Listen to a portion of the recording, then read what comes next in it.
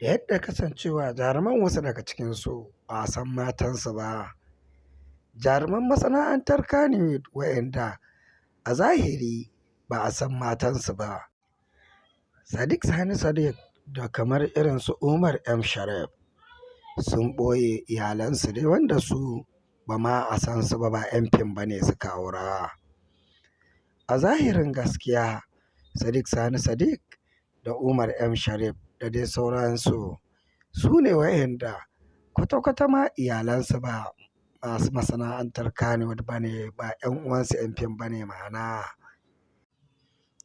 A dai hakan a lokacin da Ummi Rahab tare da Lilin Baba suka yi yunƙurin yin aure, an samu takaddama mai zafi tsakanin tsohon jarumin masana'antar Kannywood fitacce wato Adam A. Zango, yayin da yarinyar shi ya riƙe ta tun tana yarinya a hannunta take.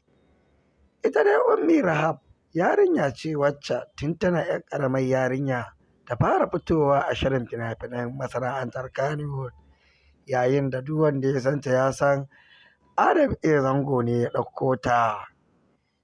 Yanayin da bacin girma ya riske ta suka fara soyayya da jarumi Lilin Baba, wanda shi ba ɗan fim ba ne ba, shahararren mawaƙi ne. An samu takaddama a lokutan auren. Za mu kawo muku ci gaban labaran.